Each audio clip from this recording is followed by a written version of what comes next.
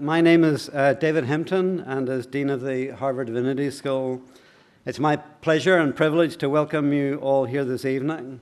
I should also say that the lecture tonight is live webcast, so we welcome our viewers wherever they may be. And to everyone in the room, just a quick reminder to please silence your phones and communication devices and all other alarm signals. And thank you very much. So the conference entitled Christianity, Race and Mass Incarceration was conceived and planned by my colleagues on the faculty, Professors Michelle Sanchez and Matthew Potts. And I'm grateful to them for bringing together scholars from all over the country to discuss this vital and disturbing issue. We look forward very much to hearing Professor Willie Jennings from Yale Divinity School present the keynote address tonight. So welcome especially to you. Thanks so much. And welcome all participants in the conference. The conference panels tomorrow will further investigate how Christian history and theology have contributed to carceral and punishment in the United States, how racism has worsened the problem, and consider how greater understanding and religious activism might contribute something to the difficult business of trying to dismantle the carceral state. There will be panels of scholars addressing 19th century practices, current policy, theological questions, and also a panel of activists offering strategies for today and the future.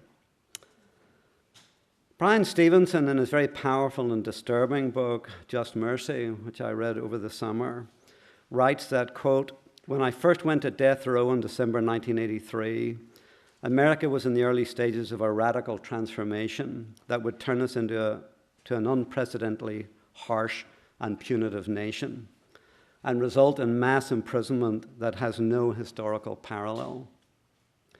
Today we have," this is still quoting from him, "today we have the highest rate of incarceration in the world. The prison population has increased from 300,000 people in the early 1970s to 2.3 million people today, sevenfold increase. There are nearly 6 million people on probation or on parole. 1 in every 15 people born in the United States in 2001 is expected to go to jail or prison. 1 in every 3 black male babies born in this century is expected to be incarcerated." So not to get too much into numbers, but it is a fact that the United States has 4% of the world's population and 1/4 of the world's prisoners. And this does not count the nearly 300,000 to 400,000 immigrants held in detention centers in the United States each year.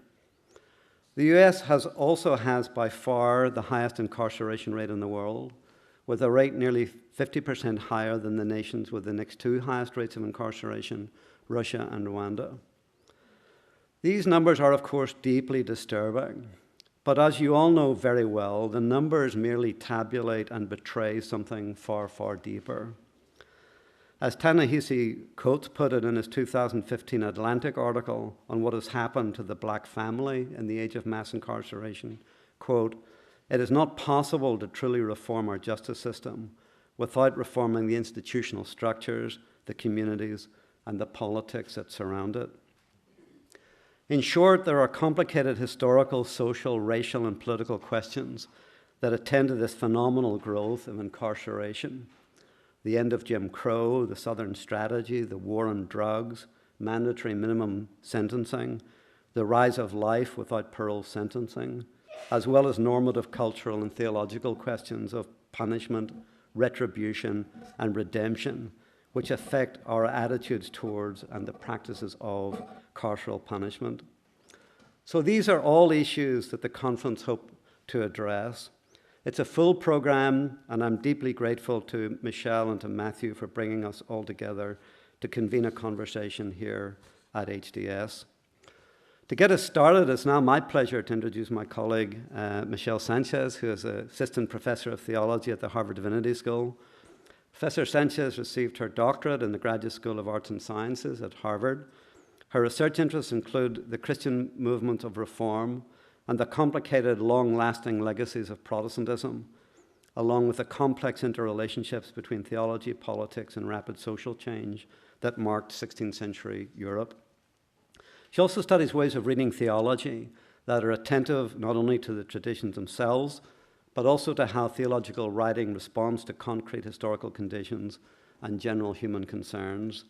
She has published many articles on Calvinism and its influence on the post-Reformation world, and is the author of a forthcoming book with Cambridge University Press entitled The Resignification of the World.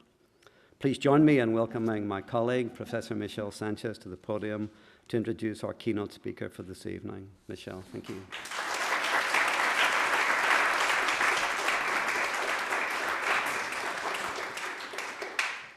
Thank you to Dean Hempton, and greetings to everyone. It's so wonderful to see all your faces here in this room for this keynote lecture, which, as you all know, kicks off our conference on Christianity, race, and mass incarceration.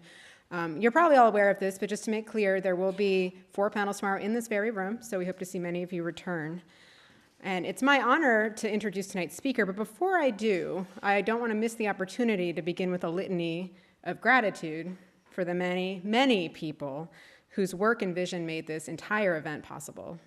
So on behalf of my colleague, Matthew Potts, we are grateful first to the Faculty of Divinity here at Harvard Divinity School for awarding us the grant, the money that made all this possible, that allowed us to bring all these wonderful people here.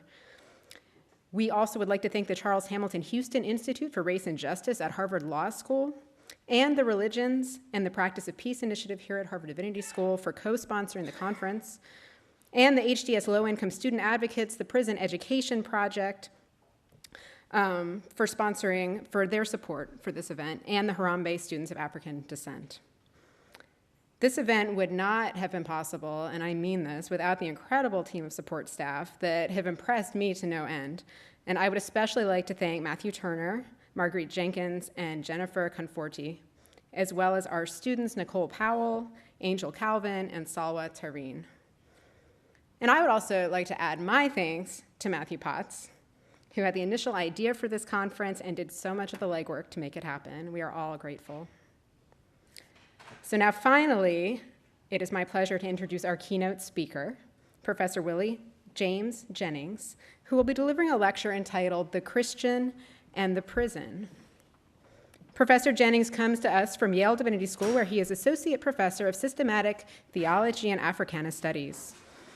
He received his PhD in Religion and Ethics from Duke University, where he taught for a number of years before moving to YDS in 2015. In 2010, Professor Jennings published a very important book with Yale University Press titled The Christian Imagination, Theology and the Origins of Race. The book is a truly groundbreaking example of theology in conversation with history, ethnography, geography, that considers how a theological imagination has long been complicit and formed by a colonial social imaginary, but how that theological imagination can also furnish tools for reimagining peoples, places, and our lives together.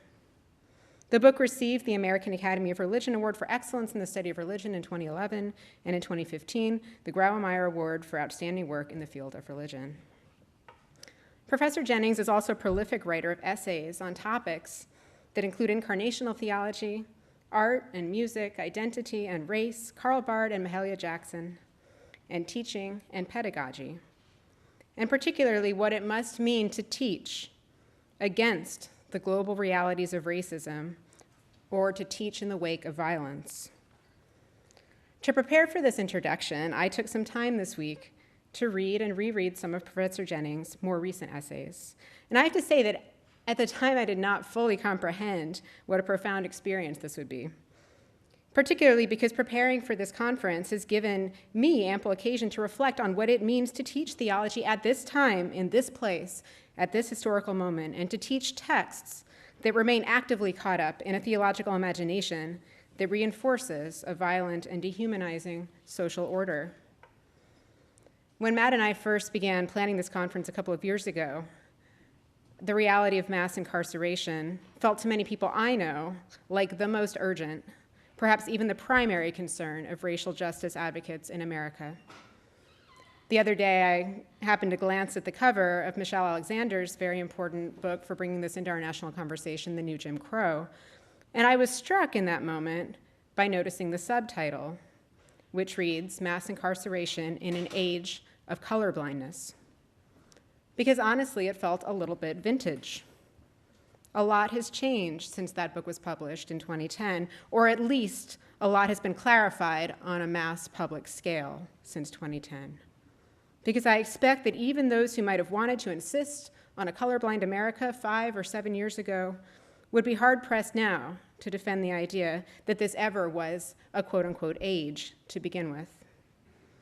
So many historical facets of racism in America remain live and present today, yet the prison remains as the preeminent site where the most violent effects of white supremacy are eminently tangible. And that's why I'm glad that we're here to focus on that prison today and tomorrow. And it's also why I'm glad that Willie Jennings will be the one leading us into that conversation, because he's been thinking carefully about the intersection of Christianity, race, violence, and punishment for years before Michelle Alexander's book hit the scene, and many years before Charlottesville. And he's been thinking in particular about what it means to teach, to have faith in the aftermath of such violence. I would like to read briefly one short passage from one of his essays that bears that title. Quote, "Violence is overwhelming. It is always too much for us to handle. Like a hurricane or a tsunami, it can only be endured in hopes that after it subsides, the integrity of life might be restored. No education can keep us from the overwhelming reality that is violence, but there can be an educational process that keeps us from its seductive power. Such a process must begin with educators who have seen more than just the problems of violence, but precisely where violence lives, to fortify people to live against it." So I can think of no better guide to lead us into our conversations tonight and tomorrow than Willie Jennings, and please join me in welcoming him.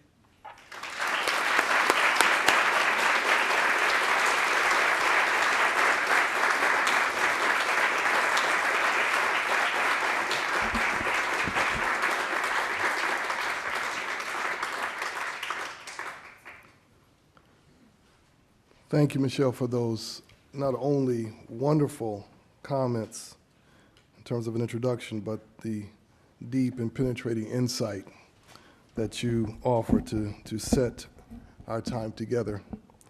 It is a great honor for me to be here with you this evening. I want to thank Drs. Sanchez and Potts for this wonderful invitation and the opportunity to be here to talk about such an important, urgent matter to us all. Before I begin, I also want to acknowledge the presence of Dr. Preston Williams, who has been for me and for so many others a tremendous mentor, whose work, whose life, whose brilliant scholarship has set the stage for all of us to do our work. So it is an honor always to be in your presence, sir, especially with your wonderful wife. So I am so glad you're here.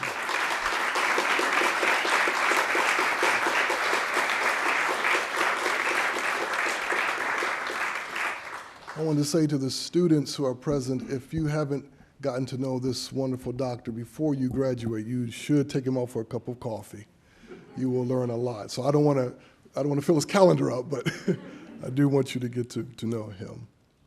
I bring you warmest greetings from the dean, the faculty, the staff, the students of Yale Divinity School, where we, like you, are engaged in serious intellectual work with one goal, not simply to interpret the world, but to change it, My talk this evening has a simple title: The Christian and the Prison. The Christian and the Prison. These things are inseparable. The one hovers near the other, calling to it as lightning calls forth thunder. Before we can fully grasp the horror of mass incarceration, especially of black and brown bodies, we must first understand this long existing relationship between the Christian and the prison, and the energies that draw them inextricably toward each other. The prison, as we all know, is much older than Christianity.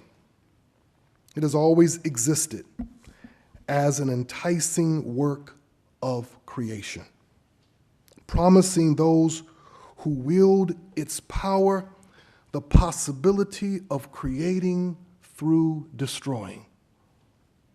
Imagine having in your hands the power to take a body and precisely align it with death, slowly or quickly. It is power conjured by kings, emperors, sovereign states alike in order to organize their worlds and discipline their societies. The prison reveals the power of violence used strategically and artistically. It is an art to use violence at the site of the prison. And from the beginning, Christians experienced that power unleashed on their bodies. Anyone who followed this Jesus of Nazareth was destined for intimate relations with the prison. It is at our foundations. The followers of Jesus announced that they worshiped a convicted and crucified and resurrected criminal who was, they said, the God of Israel and the one true God. Of course, very few people misunderstood the religious and political implications of this announcement.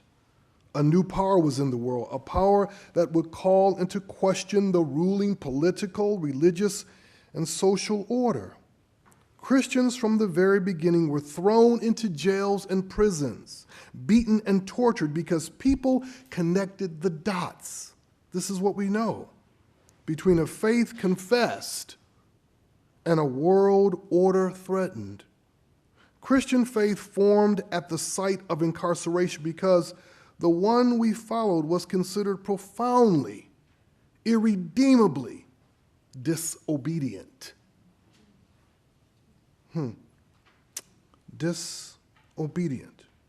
Jesus, in the eyes of all those who wanted him incarcerated, wanted him tortured, wanted him killed, was the disobedient one. That was the idea pressing through their concerns. Disobedient to the religious authorities and resistant to accepting their political and social judgments.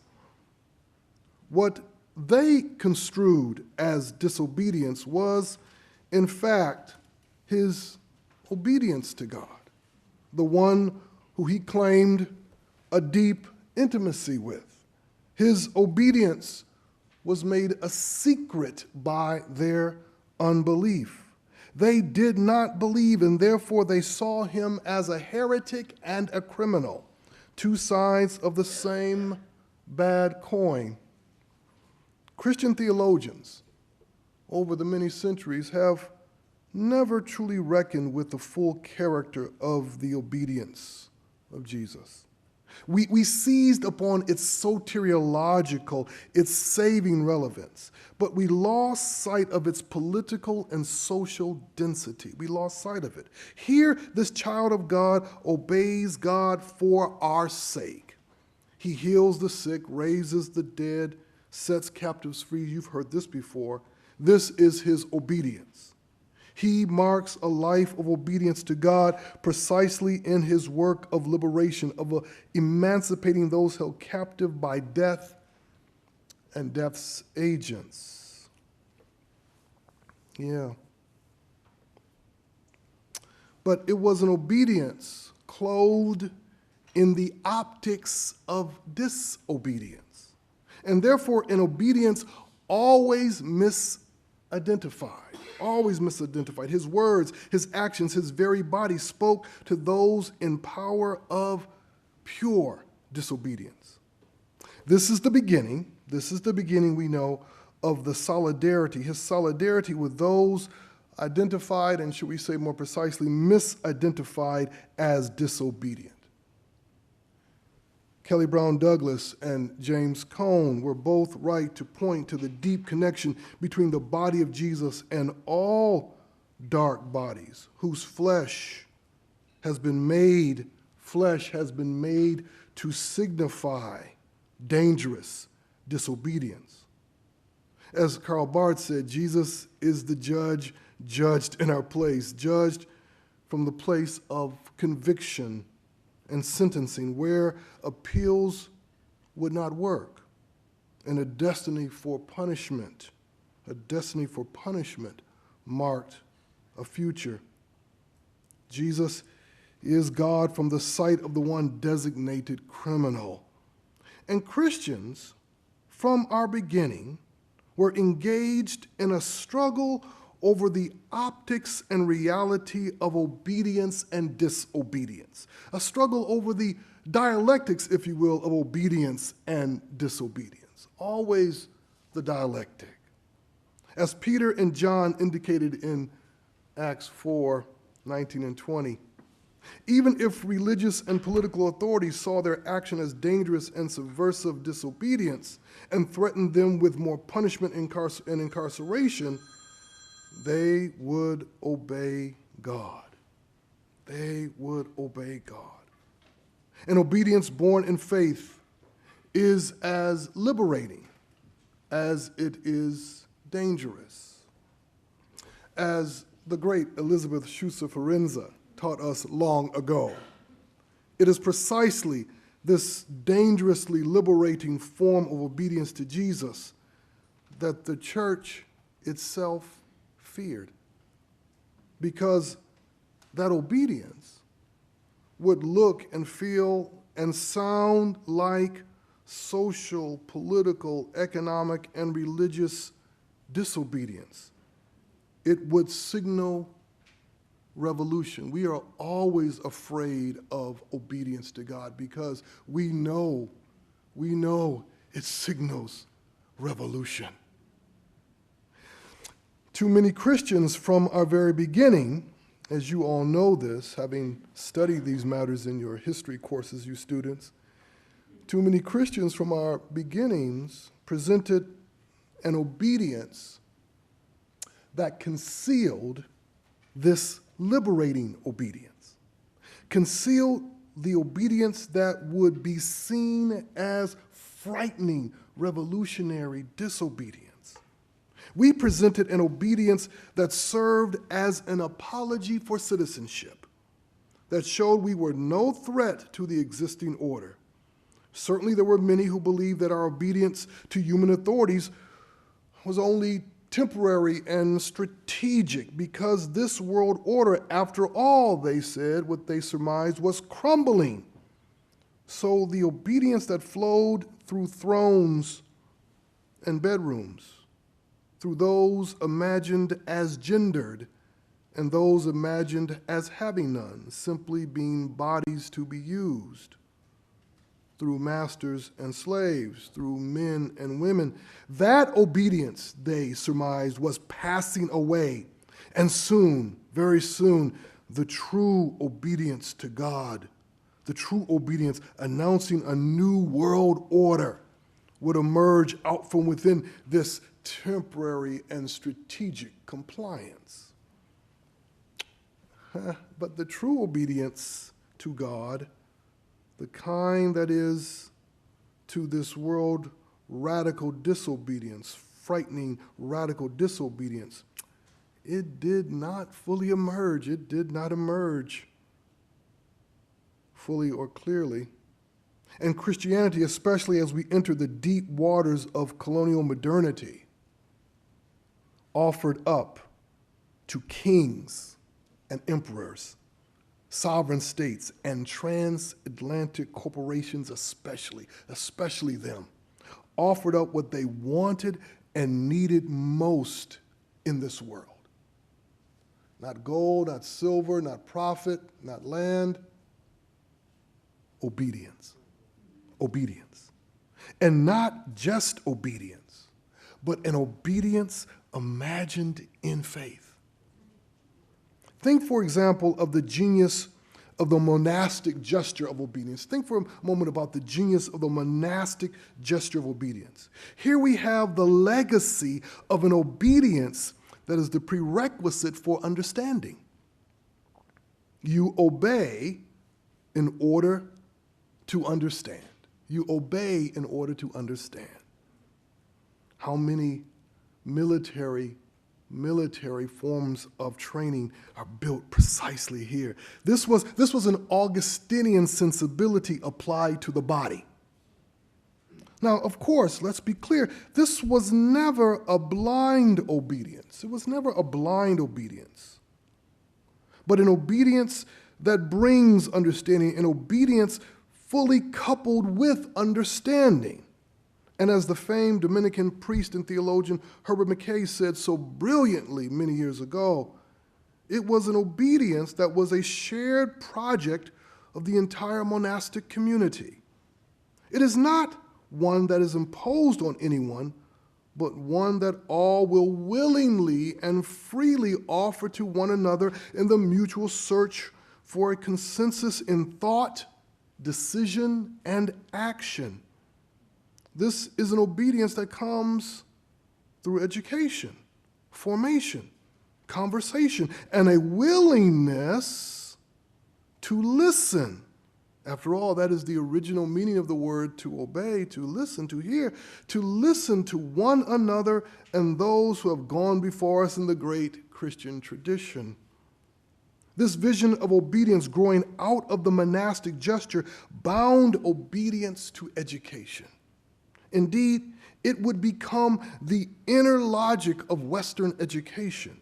It is a vision of obedience that did not simply make education the place to form compliant subjects, but it pressed on us that crucial question that rings down through the centuries, that crucial question: who can be educated?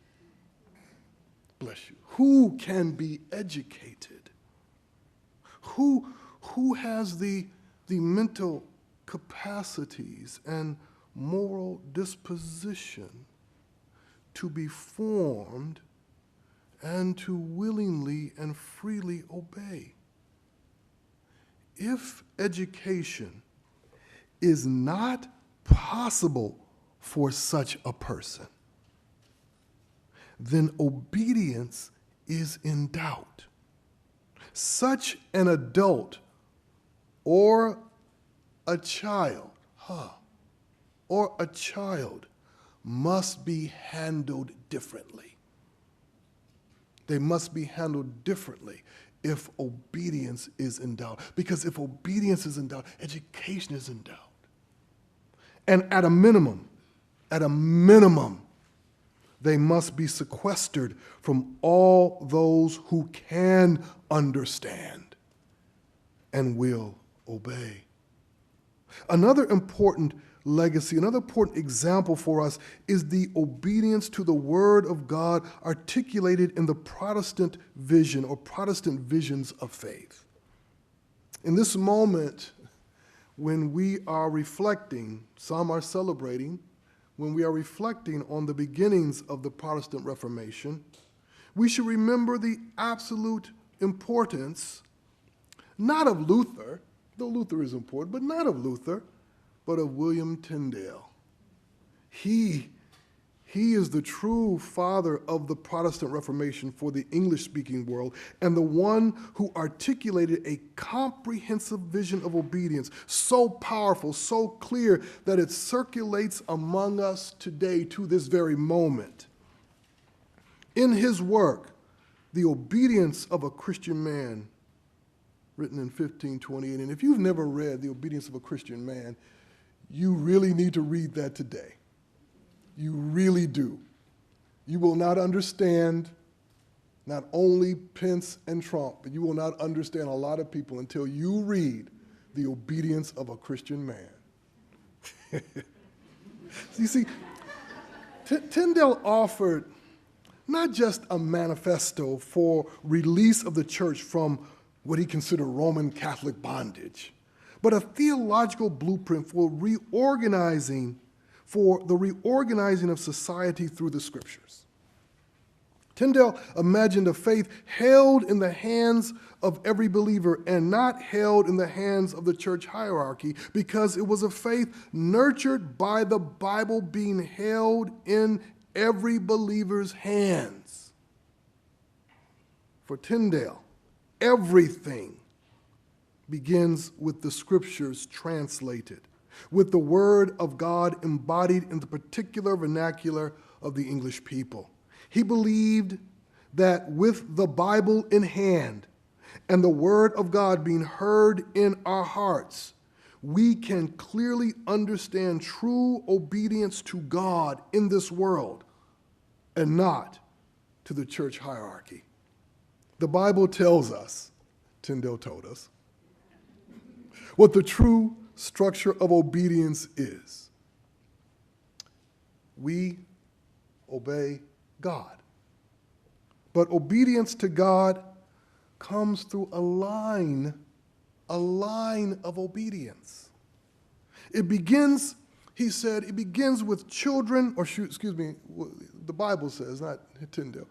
It begins with children obeying parents, which opens up the intimate space of obedience, where wives give what is owed to their husbands, true, authentic obedience. It moves to slaves and indentured servants obeying their masters. And finally, it turns upward toward all of us obeying kings, princes, and rulers, who in turn should obey God. But Tyndale said, even if they are tyrants and barely obey God, the line yet holds. Hold the line. We obey because we obey the word of God. We obey because we obey the word of God. Tyndale gave us, with the translated Bible, a natural theology of obedience, a metaphysic of obedience. The line of obedience he drew runs from each individual reading their Bible to their bodies, then their homes, then the intimate relations to rulers and governments, right into God.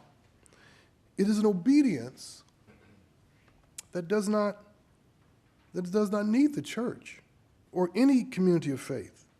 It only needs the word of God in my hands and a commitment to maintain the prevailing social order as long as it is reasonable. Now, certainly Tyndale, as historians have told us, also planted the seeds for the possibility of revolt if the rulers and the government, in disobedience to God, sought to do two things: to destroy the properly organized family or to take my Bible from me. Then obedience demands revolt. But this would be a revolt only to restore the line, restore the proper line of obedience, to put in place rulers who obeyed the Bible. Obedience in this Christian frame finds no justification for disobedience. It finds no justification for disobedience other than what I just mentioned, and no qualifications for punishment. Crimes in this regard are not simply crimes. They are acts, fundamental acts of disobedience to God. They are absolute in their immorality and demand a punishment that always indicates we stand before a judging God. What you will not find in Tyndale, in his natural theology of obedience, is the story of Jesus. He renders Jesus as simply an obedient subject whose power is to make us obedient. There is no disobedient Jesus, no dialectic in which his disobedience is actually real obedience. Jesus has come in Tyndale's vision to simply show us the proper organization of home and society and guide us back into the line, give us holy alignment. So Tyndale constructs the Protestant. He constructs the Protestant reading her Bible, learning her scripture as the perfect subject for any would-be ruler in every hopeful nation state. His Protestant is someone ready to obey and clear about the nature of punishment. So what does this Christian vision of obedience, both Protestant and Catholic, have to do with the prison? Everything.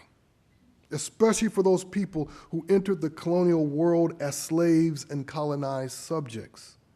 It is the ground on which the prison and its systems of incarceration form in the new worlds of colonial settlers, and it is the lens through which our bodies will be read. All bodies will be read through this lens. All bodies will be read through this lens, but not all bodies will read the same. Dark bodies, non-white bodies will be read in essential disobedience, a disobedience down to the bones. Our bodies will be formed. Our bodies will be formed as those always in need of a formation toward obedience. Our bodies, that is, dark bodies, will be formed as always in need of formation toward obedience. Bodies that must always be made to obey, and rarely, if ever, to be obeyed. And white bodies will be seen as those to be obeyed, yes, and therefore formed to carry out an obedience, and to anchor structures of obedience that are bound ultimately to God. Someone has to anchor obedience in society. What drives this way of reading bodies through obedience, of course, is the commodification of everything in the new worlds, especially people. The new world is not simply turned into raw material for our use. We are turned into raw material. This is the deepest truth of labor in the new world, especially in America. We are turned into raw material. What is an African or indigenous slave if not a life turned into raw material? What is a white indentured servant, a white worker in the new world if not a life turned into raw material? Labor formed in the new world as first a sacrifice of the body, an offering up of the body. Labor is inside always the calculus of commodification. But the legacy that Christianity gave to the West was a vision of obedience, a vision of an obedient world unlike any we've ever seen before, a world where disobedience can easily be discerned and distanced from obedience. But this legacy is not simply a way of seeing the world, but more importantly, a way of constructing the world. You see, obedience, if you don't catch anything else, catch this. Obedience is the inner logic of incarceration and its deepest desire, to form obedient bodies. Yet obedience is also the inner logic of societies and their deepest desire, to form obedient bodies. The difference between the prison and society is not only the difference between captivity and freedom, if we want to say that's a difference, but also a difference of intensity and honesty, where institutionalized violence, unmask the desire to control our movement, our actions, and our lives. Yet if incarceration and the prison were the realities within which Christian faith formed, where Christian faith realized its counter-hegemonic voice inside the body of Jesus, then from the early beginnings of colonial modernity, Christian obedience became the reality within which Western societies formed. We did not give to the world, I want to be clear here, we did not give to the world a new form of religious obedience. That's not deep enough in terms of understanding what we gave. We did not give a new form of religious obedience. We gave to the world a way to make obedience coherent and connected across religions. We gave an obedience that permeates, moving not only across religions, but through schools and industries, from the ways we educate to the ways we construct neighborhoods, from the ways we organize society to the ways we organize geography. We gave to the world a beautiful, intricate, totalizing obedience. We all here have some sense of this totalizing obedience in the ways it helped to form our criminal anthropology. And anthropology inextricably bound to racial existence. We have all been taught to discern disobedience most readily, most present in dark bodies. Just think about how many people get upset when an NFL player kneels at a ridiculous football game. Upset. We've all been taught to discern it quickly in dark bodies. We know the countless stories of men and women whose lives have been framed inside what Khalil Gibran Muhammad so brilliantly described as the condemnation of blackness.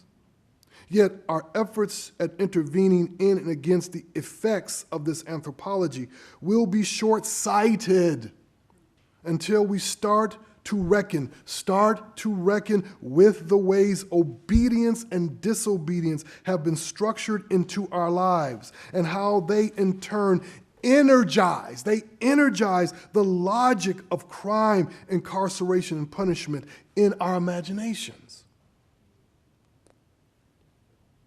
It begins at the level of the nation state. The United States has made itself a site of obedience for the world. What does it mean to live in a place, to teach or work in a place where we are formed in the tacit assumption that the rest of the world should obey us? Obedience flows from the rest of the world toward us. Of course, it is never put in such crude terms. Instead, we think and speak from inside the legacy of the monastic gesture of obedience bound to education. We and our allies for the most part formed through Western education, aim at arriving at consensus through conversation. But should we encounter peoples for whom we discern the lack of the collective mental capacity and moral disposition to be formed and to willingly and freely obey, then we conclude that they must be handled differently. We in this country expect to be obeyed. That expectation is in the air we breathe and the water we drink. And so much of the rest of the world, many of you know this, so much of the rest of the world lives with a different expectation. Obey the U.S. and its allies and its agents and its interests, or prepare to live in the shadow of the criminal and be always in danger of punishment. To speak against our allies or our interest or our agent is already to speak as though you are and will be a criminal. Daily we are schooled in the optics of obedience that teach us to read people outside the U.S. geographically or ideologically as would-be criminals or innocent, depending on whether simply they obey us. The structures of obedience and disobedience move from the nation state to the formation of neighborhoods and communities. Obedience and disobedience is formed in places before it is formed in people. Let me say that again because I want you to catch that. Obedience and disobedience is formed in places before it is formed in people. And too many of us have been oblivious to the geographic formation of incarceral spaces, the prison before the prison, and to the immoral and horrifying sequestering of peoples through modes of segregation that not only limit the opportunities for thriving life, but also narrow the vision of what kind of life is even possible. How a neighborhood is constructed or reconstructed gives definitive shape to the moral possibilities of life in a place. I knew a field in a neighborhood where black and brown kids played together. It was a small but important field where kids dreamed the dreams of athletic glory and found the space to enjoy otherwise impossibly difficult lives. But the field was purchased and a fence placed around it, with no alternative space for the kids to be. So kids being kids and doing what kids would do, they climbed the fence and restored the field to its original status as their field. So what happened is usually what happens, and you know what usually happens. The police were called, the police came, a struggle, a misunderstanding, and yet another tragic death of a child. Yet another one. The kids, simply by climbing a fence, were made active participants in a crime, as the judge said. Active participants in a crime. And of course, as I said, there is nothing unusual about this story because it points to a geographic truth.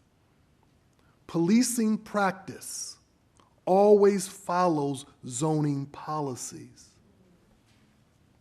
which most people who think about policing practice don't think about, which means they often are thinking very narrowly, very short-sightedly. Zoning comes before the gun is taken out. Zoning comes first. What we call crimes and how we designate and design places, what we call crimes and how we design and designate places are inextricably bound together. Where we place sidewalks or not, where we allow bus lines or not, where we place housing developments and with what price points, where we zone for business or not. All this and more determines geographic obedience and disobedience. We are made to obey by the ways our lives are mapped, and we are made disobedient through the options afforded us in place. But of course, the question could be asked, have I removed responsibility and agency with what I have just said? I think not, because the issue is rarely about our agency or our responsibility. It's rarely about agency or our responsibility, but how our actions and our responses to our worlds, our geographies, are framed in obedience and disobedience. How many deaths and how many crimes, how many arrests are definitively shaped by geography, not just of people being where they should not be, which is often the case, isn't it, with what's called a crime, but of places being constructed in ways that they should not be. It moves from the formation of neighborhoods and communities to the creation of the places and spaces of education and the formation of education itself. Too many colleges and universities, and I've been to quite a few now, too many colleges and universities exist as self-contained bubbles in their communities, where concerns for safety have taken on exaggerated geographic significance. Too many schools have turned their campuses into fortresses that inculcate students into micro-segregationist habits. These students have had many of their most pleasurable intellectual and emotional experiences in the sequestered environments of the campus. And they graduate looking to recreate similar geographic conditions. So here is the irony you have. In many cases, you have students who have engaged in radical thinking, radical pedagogies, but who will embody, when they graduate, the same segregationist ways of thinking about geographic life and the same forms of geographic obedience that guide the ecologies of incarceration in their communities. They do the same thing that everyone else does, but they think radical thoughts. At the same time, we live in the legacy of Western education that carries at its center, the center of its formation process, a refined strain of docility. We should be honest about this, my friends. We should be honest. In the West, especially in this country, you do not move through the educational process without obeying. You and I are here because we obeyed. We have to be honest. We were rewarded for our obedience.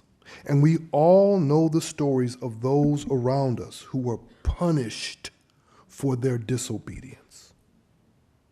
1,000 shall fall at your left hand, 10,000 at your right hand, but it will not come nigh thee, because you are the obedient one.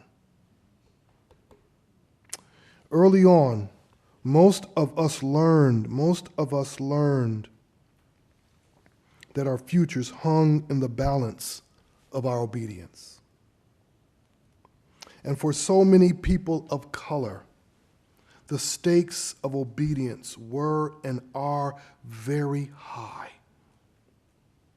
where the performance of our obedience is intrinsic to the performance of our intellects, especially in elementary school, especially in junior high, especially in high school, and where the fears of assimilation or being seen as assimilated revolve around how, when, and where we perform our obedience. Now, let me be clear. It is not that our educations make us politically or socially, economically, or spiritually docile, though for some this is certainly the case, but rather they prepare us They prepare us most often to accept the prevailing ideas of law and order. And as James Foreman Jr. noted in his brilliant book, they lead even people of color, to immediate punitive impulses in the face of crime. We carry out the trajectories of obedience bound to assimilation that began in our education. So the irony often escapes us that an education that should shape us to deeply examine the constructions of law and order, especially their theological foundations, becomes the means through which to form us as obedient subjects in the deployment of practices of law and order. When we witness the deployment of the practices of law and order, we fold our hands, we sit back, we say, what a shame, what a shame. Because we've been taught to sit back, fold our hands, and simply say, what a shame, what a shame. And inside we're thinking, I'm so glad that's not me.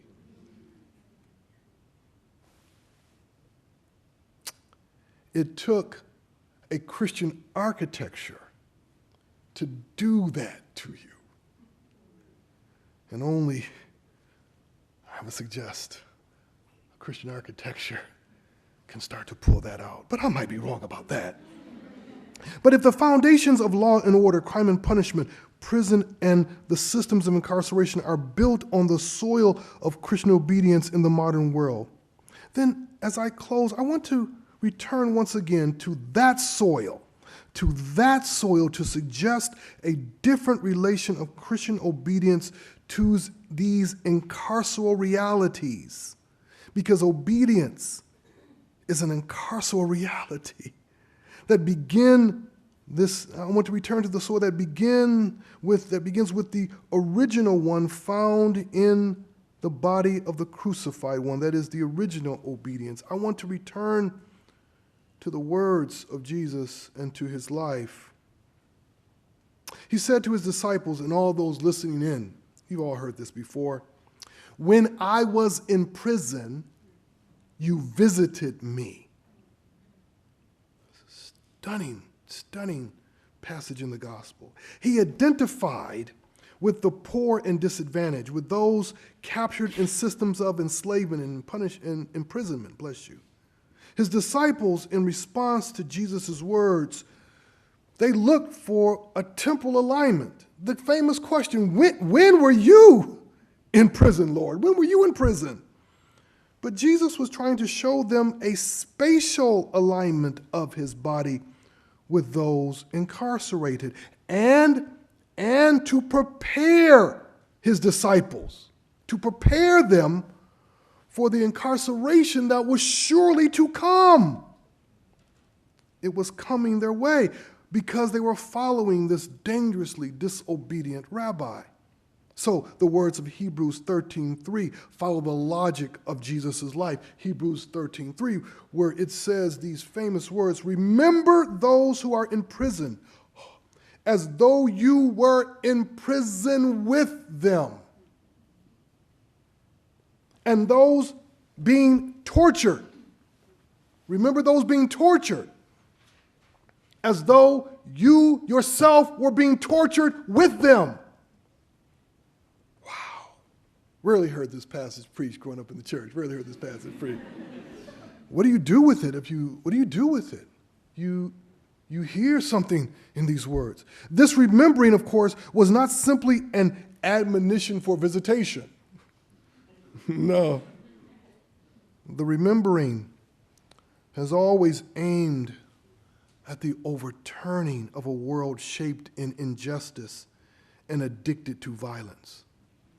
The life of Jesus and the life of a Christian was aimed at the prison, not to speak of its righteousness or its place in a created order, but to show its unrighteousness and its reality as a sign of disorder, not a place to reestablish order. The Christian was aimed as a weapon of righteousness against the mechanisms of control bound up in practices of incarceration. And equally, the Christian was set on a path to break open obedience. We who believe were formed to disrupt the flow and shatter the smooth line of obedience that runs from the body to the family, to human authorities, to governments and nation states, and then to a God that looks nothing like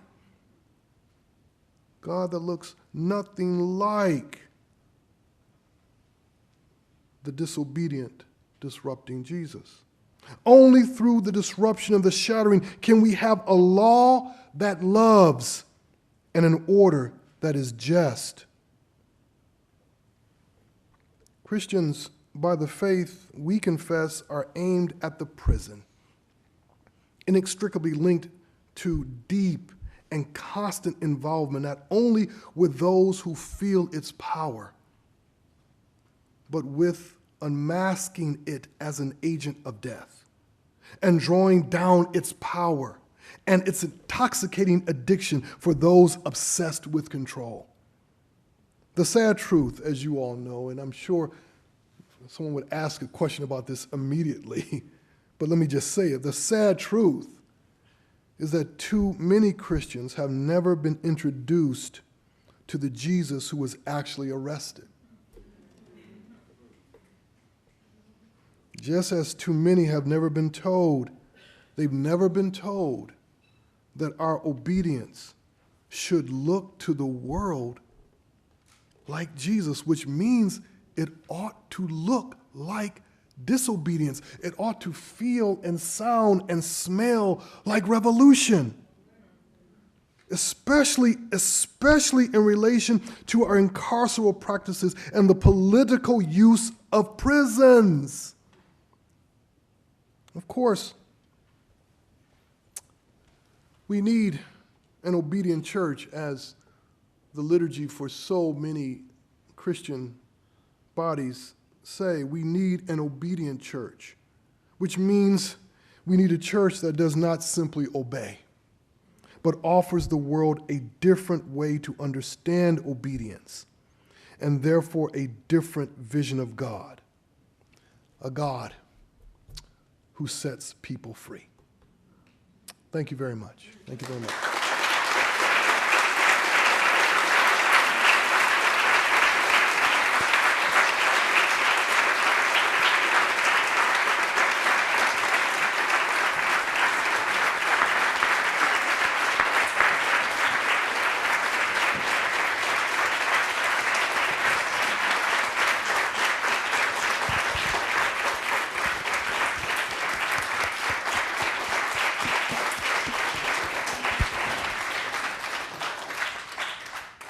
Many thanks to Professor Jennings for a powerful and important lecture. We will take questions now for, I think, about 20 minutes or so. And I want to point, so while you're thinking of your questions, I'm going to let him call on people. We have Nicole, who is leaving. Oh, no, she's not. She's getting a microphone. Good. She will be monitoring questions coming in from our online feed. So hi, if you're out there. You can send questions with the hashtag HDSCRI. And we can't promise we'll answer all of them, but we will be looking at them. And the rest of you are welcome to pose your questions now. Thanks. And please tell me your name and what you do in the community, please.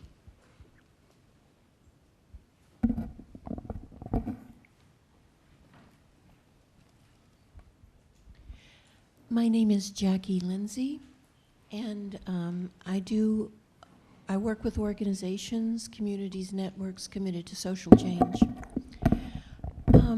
I would love for you to say more about where you ended your presentation.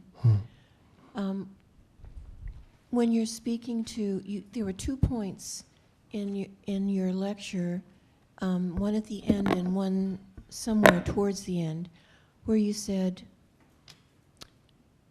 Christianity may also need to be the catalyst for undoing the structure that you just described. Yes. And at the end, you spoke about a God that sets people free. So could you say more about what that looks like, what you think is required? Excellent question. And let me speak directly to what would be required. What I would love to see happen, both with church communities, but also other religious communities, but certainly within the Theological Academy, I think it is absolutely important for anyone who is a Christian to understand in intricate detail how the incarceration system works. In intimate detail, what prison life is like. In intimate detail, how people are changed, how people are damaged within prisons. It should not be something only a small percentage of people who call themselves Christian know. It should be fundamental to our catechetical formation. Because the prison is at the very beginning, right? The disciple of Jesus knew they were going to go to jail. They knew they were going to get arrested. This was a part of it. And why is this important? It's not simply a kind of selfish formation interest I have, but it's the recognition where our energies ought to be turned. So, to answer your question directly, I would want, where it would begin, is to reshape formation, especially theological formation, with a clear, deep understanding of how incarceration works. Because to understand how incarceration works is to understand how society works. You understand how geography works, as I've been trying to say so carefully. You understand how the construction of neighborhoods, the construction of education, how all of it really circles around the energy of incarceral practices, to remove those who are disobedient and to help form us quietly but clearly obedient subjects. To be Christian is already to say no to such formation. But of course, I mean, historically, the problem is, as I pointed out, very early, if there was a strategic, contingent sense of obedience, we lost sight of that somewhere very early. And holding up Christianity as the premier site to create obedient citizens emerged. So that's where I would begin. That's where I would begin. And I certainly hope here at Harvard there are opportunities for students to spend thinking very carefully about the prison. I hope there are places where students frequent here at Harvard. I hope that's the case. Wink, wink, wink, wink. Yes, yeah. Thank you. Behind you.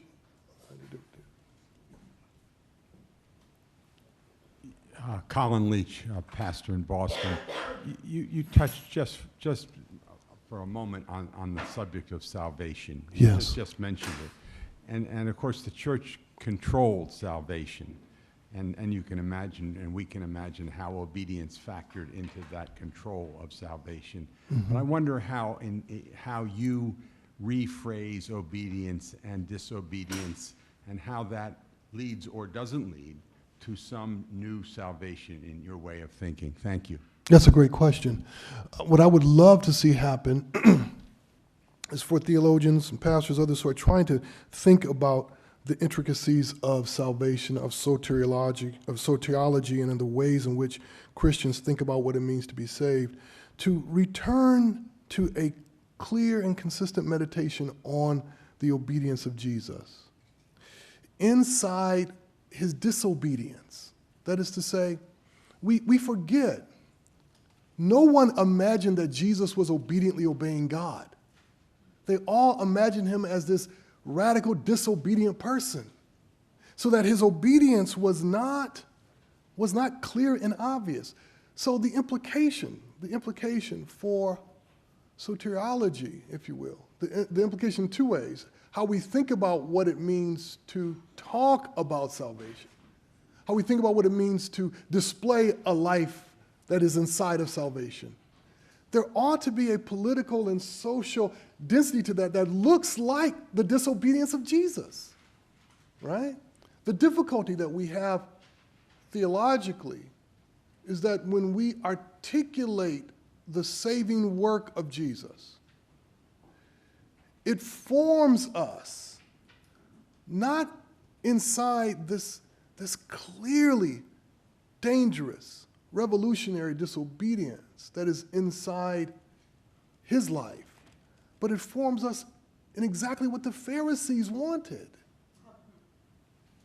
So how might we rethink the imaginary of what it means to become an obedient one to God, an obedient one to Jesus? Now, of course, there's the other side of this, and I'm sure someone would ask this question. I mean, there are so many people today deeply afraid of religious obedience, that anytime you talk about obedience to God, there are people who get very nervous, because it does speak of not simply the possibility of revolution, but it speaks of people formed in such a way that they don't fear death.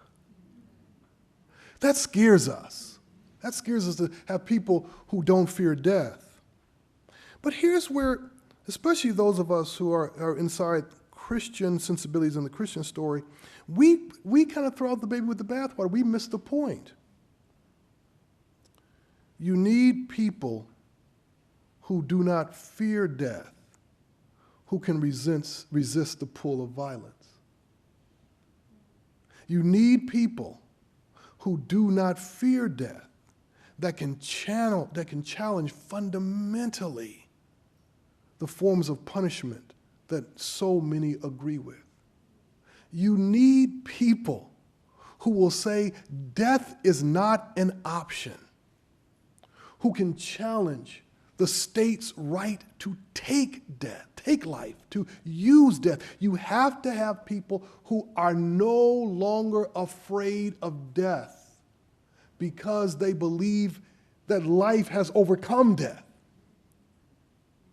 who can do anything of value in this moment, right? So there are people who don't fear death, but who have given themselves over to death as its agents. That's what we don't want. But we do want people who believe so deeply that they are not afraid and they don't traffic in fear, right?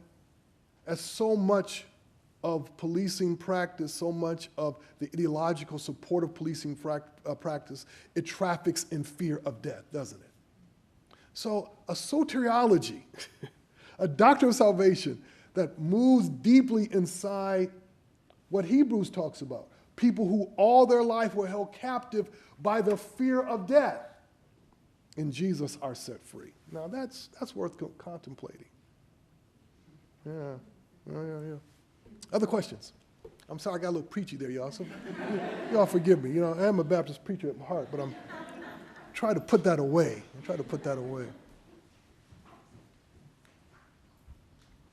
Hi, I'm Connie Williams. Yes. And I wonder if you could comment on our always ever-present effort to categorize people as deserving and undeserving, and how that plays into obedience, disobedience, and the way in which the state acts. Thank you. Mrs. Williams offered this wonderful question. To think about how we often characterize people as deserving or undeserving, and how that plays into the ways in which obedience and disobedience function in us. Well, obviously, part of what is inside of the architecture of obedience and disobedience within Christianity is the meritocracy that's not laid inside of a doctrine of creation, but shows up precisely in how we obey and don't obey. People who obey obviously merit the benefit of the doubt. And I keep thinking about some of the teachers I've been talking to in elementary schools who are struggling with this in the way they look at kids, especially kids of color. The impulse to already see these little boys, especially these little dark-skinned boys, as how much effort and energy should you give to them? What energy do they merit? And the difficulty of changing the imaginary so that some teachers who really have good hearts, but the fatigue comes the minute they look at this boy. This girl, okay, but when they look at this boy, it's just, so that ideas of merit are tied to what you imagine are the possibilities of obedience. That's the problem for us. Now, obviously within Christian thought, there is always the legacy of saying that the kind of soteriological intervention that's a part of the Christian story is that those who others have given up on, God never gave up on them. And that's true, but it's often put in the place of the spectacular. It's not the norm. It's the spectacular where this child, or this adult, for some reason, where we saw no obedience, all of a sudden obedience sprung up. And so, yes, they merit more time and more attention because we see obedience having sprung up in them. But for so many others, that just is not the case.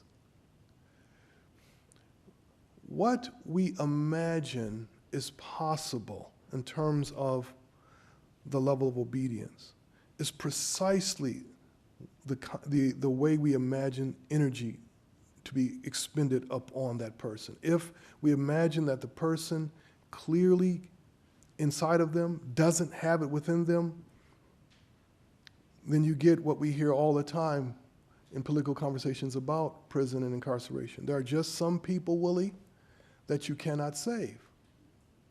I had a sheriff say that to me. There are just some people that you cannot save. They are too far gone. You have to ask, what kind of anthropology is that? But more importantly,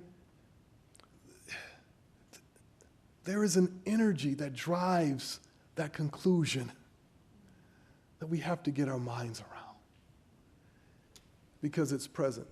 Let me tell you one positive story, and I hope you get to know this man. He was I don't know if he still is, but he was the sheriff in Cook County in Chicago. Very thoughtful man. Oh, no, was he the sheriff or was he the head prosecutor? I can't remember the man's name. But he was very thoughtful. I was on a panel discussion with him, and I wish I would remember exactly what his title was. But he was the first person in incarceration, in law enforcement, who said, I ever heard say in public, that no one is beyond help. I had never heard someone deep inside law enforcement say that. No one is beyond help. Even the person who's in maximum security in lockdown, no one is beyond help. It is possible for everyone to be returned to society, he said. And then he said, of course, his position is a minority position. Thank you, Mr. Williams. Yes, my dear brother. My name is Farouk Martins, and Chief Consultant for ERISA Enterprises. Wonderful. Now, we do public, mental, and environmental health in the community. My question is this. To be able to understand your level of thinking, Yes. you have to have certain background, certain form of education. How do you tell a kid who wants to play with the rest of the children and say, oh, you got to buy me a water gun? How do you tell that kid, no, You cannot have a water gun. When he sees all his friends doing the same thing, are you going to tell them, oh, they can have water gun, but you cannot have water gun? Won't you start thinking that maybe this man is a racist? May I repeat back your question? That was a great question. The question was, given the level of which I've been talking, what would I say to a kid, or what do I say to someone who doesn't enjoy this kind of environment of this context of discursive practice? What would I say? Well, before I would speak to the kid, I want to talk to the adults about, and my dear brother also mentioned, if the kid wants a water gun, and his friends have water guns, I would assume, let me add to the scenario. Let's say the friends are white and he's black, and he wants a water gun because his friends have a water gun, and you say, they got a water gun, but you cannot have a water gun. I mean, why would you say that to him? How would you explain that to the kid? Well, before I would want to speak directly to the kid, but I do want to speak directly to the kid. Before I want to speak directly to the kid, I want to talk to the adults about where these kids play. I want to talk to them about the shape of this neighborhood. And I want to talk to people about when and how and in what way police frequent this area. I want to have a conversation about that first. So I want to talk to people about what does this space say about prison? What does the space already say about prison? What does this space already say about obedience and disobedience? How free is a kid to walk down the street without his or her body already gesturing disobedience? That's why I want to talk about them first. Then I do want to come to the kid about the gun. But what I would want to do is I would want to say to all the kids, can we get you different toys? Can we try some different toys than these guns? I know the guns are popular, water guns, and it was a African-American gentleman invented the large water gun thing, which I'm thankful for inventors. I told myself, couldn't you have invented something else? But that's all right. It's a different conversation. But I would want to talk about different ways of play. We don't have to engage in the same kind of discursive practice with people who are trying to fight this fight on the streets that we're doing now. And I don't want to sound as though I'm thinking inside the same kind of hierarchies of intellectual work, all that kind of foolishness. But how can we, with people, think and feel the space that they inhabit? That's what I would want to do, my dear brother. I'd want to start with thinking and feeling the space. I mean, I'm sure, I don't know this area well, but I'm sure if you walk this area, you can feel the incarceral realities. You can feel the realities of obedience and disobedience. Obedience and disobedience are not just in your head. They are actually in the ground. They're actually in the way neighborhoods are shaped, sidewalks are shaped, the way police move up and down streets, where people walk, where people don't walk, where bikes move slowly, where bikes move quickly. You can sense it, right? So I would want to engage people in sensing the realities of obedience and disobedience that they are breathing in daily. And then out of that, start to think in carceral practices, right? Because if I can get them to connect those two, they might see what they don't see. They might see that in these 3 blocks, things happen that are deeply problematic because of who you might be walking down these streets and how you might be seen. I want them to understand that, right? Because that is the beginning of incarceration before incarceration. And you want to feel that. So before you talk to the kids, you want to help people feel the beginning of incarceration, before incarceration. When I was a young man, like so many other young brothers, I had my encounters with the police. like so many, I can say, while I respect the police, I've never had a positive encounter with police. It's just the truth. I'm not trying to be mean or start trouble. I've never in my life had a positive encounter with a policeman. I've taught many policemen as a professor, but in those cases, I've had good. But I remember as a young man, I had a bike, and I was just riding my bike. My older brother had purchased me a bike. It was a wonderful bike. And he said, Willie, stay around the neighborhood now. Stay around the neighborhood. I was right in the neighborhood. So I said, okay. And then I ventured beyond the neighborhood. And he saw me and said, I told you stay around the neighborhood with that bike. Stay around the neighborhood with that bike. And he said, I ain't worrying about somebody stealing that bike from you. You just stay around the neighborhood. And I didn't. And sure enough, I went into another area, and the minute I hit that area, woo, pulled over. That's your bike? That's your bike? I had forgotten. Now, what I'm suggesting to all of you here is that knowledge is in your bodies. What I've just described, that knowledge is in your bodies. You have not connected the dots, many of you, not connected the dots between that and the prison cell. They are connected. That's what I want. So, yes, my dear sister.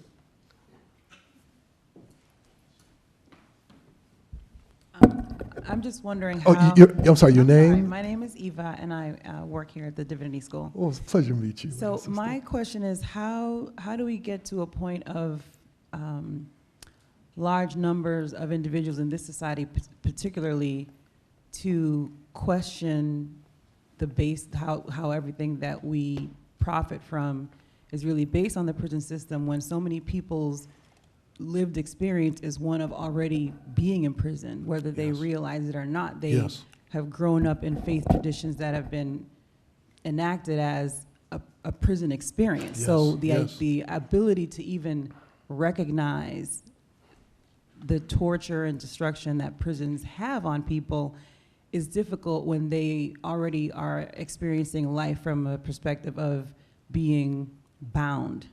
That's an excellent question, my dear sister. And I did not spend much time, you probably heard me at a few moments in the lecture mention this, but this is obviously one of the great tragedies of the legacy of Christianity throughout the world, especially among peoples of color.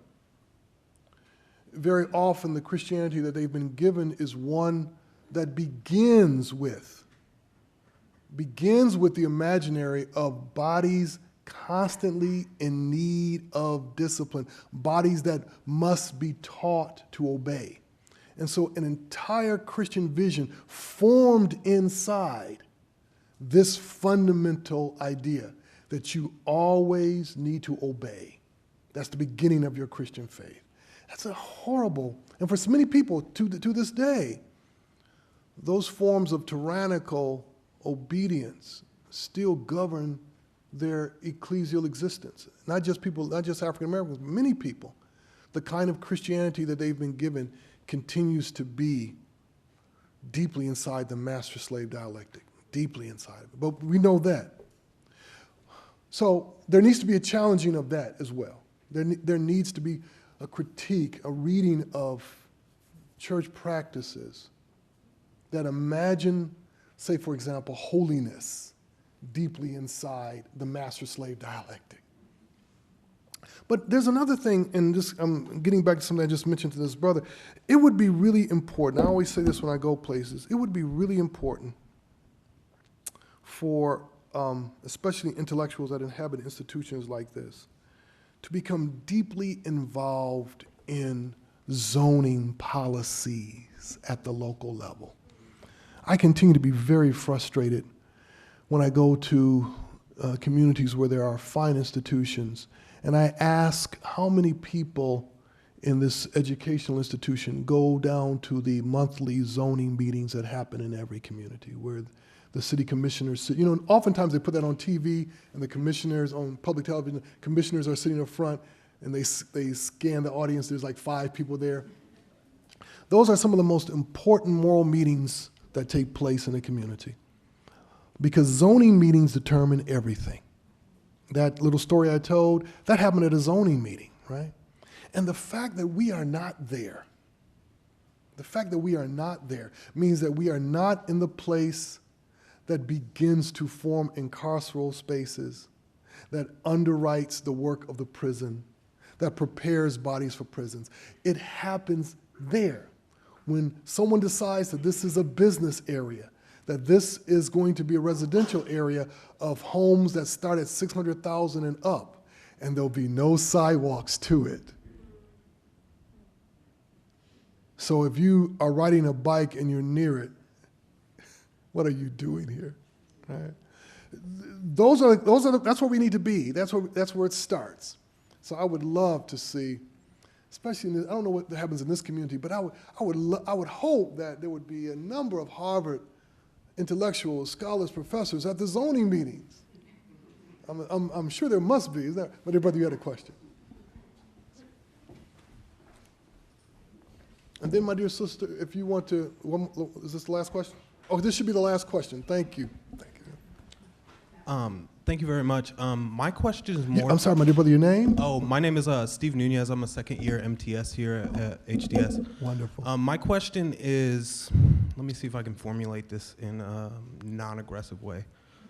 How do we challenge the psychological premises that come before the policy decision-making? For example,